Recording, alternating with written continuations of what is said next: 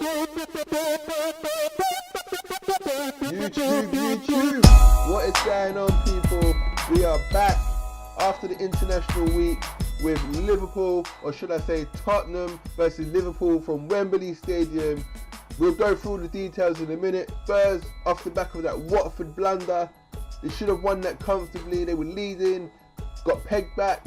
Watford, Deeney turned the game around, and Watford are in really good form. They go and play Manchester United this weekend. So yes, Tottenham want to redeem, get back on track. Liverpool aiming for their 5th straight win. Can they do it? Can we do it? Can the Reds overcome the might of Tottenham Hotspur in this head-to-head? So guys, let's go straight to the teams. So let me bring up the versus screen and the tactics board, and as you can see on my tactics board, it is just in default setting. So what we're going to do is we are going to rename the starting 11 that I believe Poch is probably going to go with. We start with Tottenham's goalkeeper. There's been a little bit of controversy this weekend. What am I talking about? There's been a little bit of controversy with Lloris over the past week. The whole drink driving fiasco and fine of £50,000. Woo! But it is what it is. Anyway, we're not here to debate that. We're going to debate whether he is going to start for Tottenham or whether Vorm is going to be between the posts. And I think Vorm is definitely going to start. Although with EPL football these days and the amount of money involved and what is at stake, I wouldn't be surprised if suddenly Lloris just appeared in goal. Sounds about right. But I'm going to go with Vorm because I think if Tottenham have any balls and respect the sport, etc., he will miss out. But that is an absolute blow and captain as well. Although I don't really, for me, I'd rather my captain on pitch, and that is that. So I'm hoping Tottenham go with a 3-5-2, as I think that's their weaker formation as opposed to their 4-2-3-1, which I generally see them playing. Don't quote me if I'm wrong. I apologise, Spurs fans. I really do. But when I see their setup, their team switching between the formations, that's what I pick up and that's what I notice. So hopefully they go with 3-5-2, and if they do, I think it'll be the same as against Watford. Sanchez between Alderweireld and Vertonghen. So we are just going to type in Vertonghen here, Vertonghen, and then obviously Alderweireld. Right wing back, Trippier. Left wing back, Rose played fantastic for England on Tuesday night. I can see his return in this match, especially with the loss of Lloris. I know he's not going in goal, but you know, it strengthens their defence and it gives them a bit more of an outlet further up the pitch, thus taking some pressure off of Vorm in a sense where Liverpool would be defending more than attacking. In midfield, Dembele, Dyer, Ali. Although Ali is carrying an injury, but I expect Ali to be fit. Kane, Lucas Moura. So this is the side I believe Pochettino is going to go with. I don't think this is their best formation, 3-5-2. They are weaker defensively. I think both Vertonghen and Alderweireld are better than Sanchez, centre of the defence. So why Sanchez is the middle of the three is questionable. Maybe it's because he's the quickest of the three, I believe, and he can cover either side when need be. Wing backs, Rose, Trippier, I don't see a problem with them. Fantastic wing backs, up down, superb work rate, great delivery, possibly get into any side. I think Trippier actually is a smarter footballer than Walker. He definitely has a better delivery than Walker. Maybe he's just a little less kind of physically impeding. I think he's just a little less physically impeding than Walker. Walker's a bit of a unit, a bit of a powerhouse. In all other areas, I feel like Trippier is actually a better player. Rose and Trippier could, you know, do a real good job at a lot of the other top 6 clubs. I think they'll get into United. I think they get into Arsenal. I think one of them could possibly get into Liverpool. I'd say Trippier, maybe over Alexander-Arnold. Don't shoot me, please, guys. I know you're all going to support our homegrown talent in Trent Alexander-Arnold, and I get you. I do think Trippier is a little bit ahead. I'm not being biased, I just do. I think Trent Alexander-Arnold has the potential to be better than Trippier as he develops and gets older and got older. He was a lot better than Trippier at his age now. Maybe that was because Kyle Walker stop the progression of Trippier. I think now Kyle Walker's moved on, Trippier can express. But currently, I'd say Trippier would be a real big challenge for Trent Alexander-Arnold to keep out the side if he was at Liverpool. Robertson, I think, is better than Rose, so I don't see a problem there. Field, not a fan of Dyer, sorry guys, I'd much rather Harry Winks in there. Dyer just doesn't do anything for me. Really good on the ball, strong, but he's kind of, it is what it is. You expect him to be like a Carrick, but he doesn't even possess that. Maybe you guys can just leave a couple comments, explain to me, what does Dyer do in your side, etc, etc, etc. I see Dembele, I see what Dembele does. In my opinion, he does everything Dyer should be doing, and more. Dembele, he's a boss in there, he controls the game, he dictates the pace and the flow, he gets stuck in, he's a physical unit. I get it, but what does Dyer do? And having two of them don't really make any sense to me. In terms of Ali, another one who last season was brilliant, this season was supposed to push on both England and Tottenham, not seeing anything. Not a player I rate, to be honest. I think he's stuck in the nuts of Kane's success, tagging along Ali to Kane business, almost like an old Gerrard played to Torres. Difference is they was both absolutely world class. This is nowhere near that, but it has that kind of over exaggeration. Kane is Kane, world class. I think his game has been impeded by the arrival of Moura up top. I feel like Dyer, by the arrival of Moura, I feel like a lot of the midfield and the attacking play from Spurs is directed more at Moura than Kane. They're kind of fighting for this last man position. Moura taking some of the shine from Kane. Moura is an exciting player. I feel like, you know, Dembele wants to play that killer pass through to Moura, who goes around the keeper and finishes in an exciting way, as opposed to, you know, Trippier hoofing it into the box and Kane scoring a header. It's almost, there's a degree of, we want to score an exciting goal, so we're going to play more to Moura. That's what it feels like. I'm not saying that is it. A goal is a goal. I don't care, certainly, but you guys probably don't care how a goal is scored. But it just feels like the team kind of drifting more towards Moura, or maybe because Kane's off the boil, and so they kind of, you know, they fancy their chances with Moura finishing more than Kane would. Hopefully he doesn't find his boots this Saturday. He can do it the week after. That's fine with me. And that's the team I feel like they're going to play. I think they should personally stick to their 4-2-3-1 formation with the two holders and then Kane up top on his own, Moura on the wing, Moura, Eriksen. That's actually a point. Where does Eriksen fit in? How did I miss Eriksen?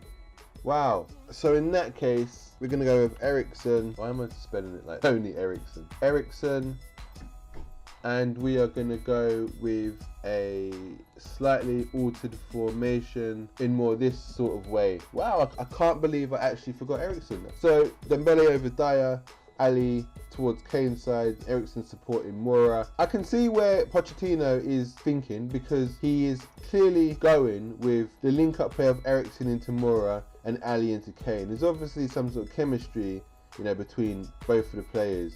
Or he's brought in Moura for Eriksen to play the through balls into, etc., and then Ali to link up with Kane, because, you know, they're England teammates. They probably got banter going on in training, etc, etc, and obviously Eriksen with Kane and Ali and Moura. But I can see where he's working on partnerships. It's logical, it makes sense. Okay, so yes, the new Poch team: Vorm, Alderweireld, Sanchez, Vertonghen, Rose, Trippier, Dembele, Eriksen and Ali, Kane and Moura up top. Now let's move on to Liverpool. So first of all, Alisson in goal, and then we're going to go with Robinson at left back. We're going to go with Trent Alexander-Arnold at right back. We're going to go with VVD centre back. We're going to go with Gomez centre back next to him. We're going to go with Milner, Wijnaldum, Hendo, Mane, Firmino and Salah. Let me quickly change Van Dijk for Gomez because they are in the wrong positions. There we go. So that is my Liverpool starting 11. Mane to retain his space, Salah to retain their spaces, Firmino also, Henderson to start over Keita, Wijnaldum and Milner in the centre three.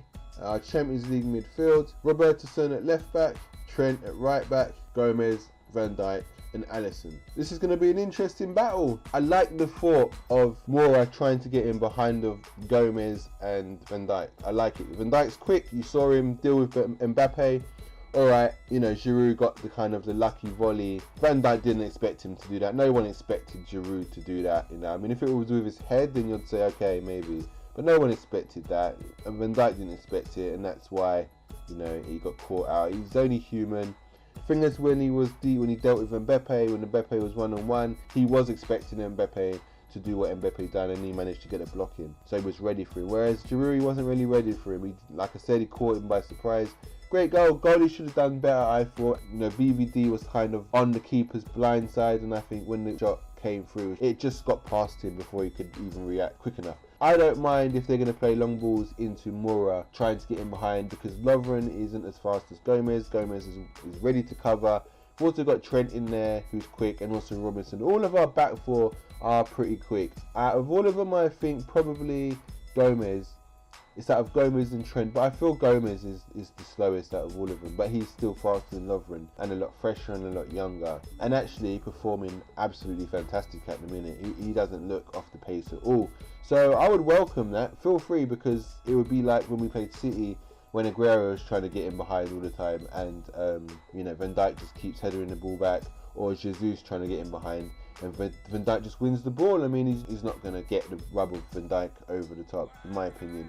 He's going to have to go maybe over Gomez if he's going to get any luck. Kane, I think because of the way they'll play towards Moura, trying to get in behind us, I feel like Kane will be isolated and probably be waiting for the ball to drop free or bobble out, and he's just in the right position at the right time. If he's going to impact the game, it will be like that. I can't see him, especially when Tottenham are counter-attacking, it's not going to be Kane in behind, in my opinion. It could well be, but I just see Moura as the one that could maybe steal it for Kane. A bit like in the United match, Smalling and Jones were kind of well equipped for Kane, whereas they're not well equipped for Moura. A bit like our centre backs. So I think we're well equipped for Kane. Not sure on Moura, but you know, I believe they are, but who knows. So that is an area where is interesting, and we'll have to look out for that. All three of our midfielders work harder than the Tottenham midfielders.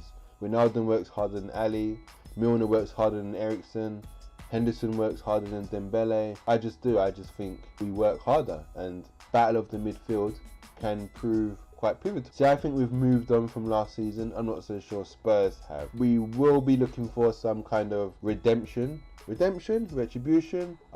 one of them on Tottenham, because of our drumming last season at Wembley. I'm not even going to say the score, because that was probably the worst game of our season, barring the Champions League final. Another day Bale doesn't do that, and Karius doesn't do that. Well, for us anyway. Yeah, the attackers are all Salah, Mane, Firmino. At least two of them gonna score. Prediction for the man of the match is going to be VVD. Think we are going to win 2-0 at Wembley Stadium. Scorers will be Roberto Firmino and Mo Salah. Just because I think Alderweireld is our best hour. I'm saying him like he's playing for Liverpool. I wish. I just think Alderweireld is the best of their back three. Mane's going to have a tough time dealing with Alderweireld. I think Vertonghen is the weakness. I say weakness, he's not a weakness, but Salah got a rub of a green against him. He can have a third foot sometimes, and he doesn't know where to place it. Once you're in the box, I don't think Vertonghen will be relishing the meet up with Salah again. Rose would have to get back and help Vertonghen out and defend, much like Trippier. But I think Rose possibly can do that, but Salah is just quite clever at when he chooses to get in behind, and he defends less than Mane, whereas Mane tracks back more. But then Mane is the faster runner in behind. Generally think Vertonghen's side is slightly weaker than Alderweireld and Trippier. And in terms of Sanchez, Dembele is pretty much on his own. If Firmino drifts into the spot, I rate Firmino over Sanchez. I reckon he can get the better of Sanchez. I think he can outmuscle him. He's as physical. Something can give. So my scorers are Firmino and Salah for a 2-0 Liverpool victory. And I believe that is a wrap, guys. Yeah, just let me know your scores, your scorers, your full-time results, just starting lineups. Come on, Spurs boys, I want to see your teams as well. So guys, this has been the Red Mr. LFC Ninja. You'll never walk alone, guys.